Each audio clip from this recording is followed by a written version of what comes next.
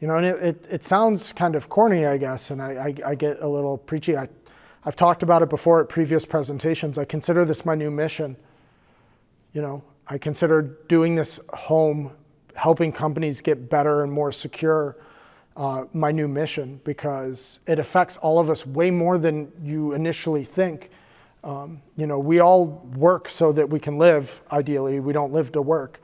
But at the end of the day, the American dream is built on people who are entrepreneurs, taking chances, building and doing things that other people aren't doing.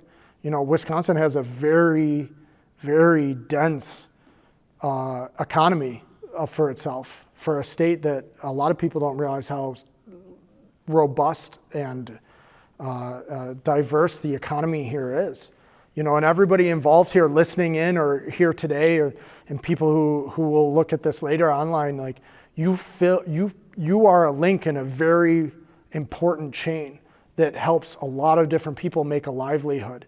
And if you don't protect your link in the chain, you don't need to knock too many of those links out. And unfortunately, what we've learned from China and Russia and all of their efforts, and North Korea and Iran, all of their efforts through cyber attacks, you don't need to knock too many links to the chain out to really begin to impact the American dream at home here. Like the effect is bigger than you think it could be, whether it's a supply chain shortage that slows things down, whether it's, what happened with that Keystone Pipeline, that was such a big deal. There's hundreds of people got put out of work from that cyber attack. People don't realize they had to shut down entire departments for months. And those guys just didn't get paid. So what you do matters, and it's not just your own bottom line, but it's the ecosystem entire.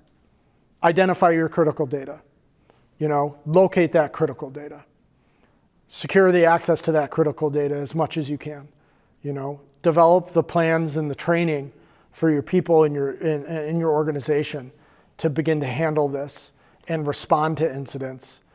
And I don't expect you to have guys jumping through the windows with fast roping in to save you the day. You don't need that kind of plan, but in your mind, go through this mental exercise about how I address it. Who am I talking to? What are the managed service providers? What are the third-party providers, the security providers in my area? Do I know them? Do I have their numbers? Did I do research on them? If I need to call someone to help me and bail me out, do I know where to call? Because you don't want to make all of these decisions when things are bad. You want to have an idea of where you're going to go, and so, and then at the end of the day, am I reviewing these things and I'm making sure they work for me and that I'm comfortable with what risk I'm accepting and not. So that for small businesses, those are the things you can do, and you can use the resources that I put forward to help you do that.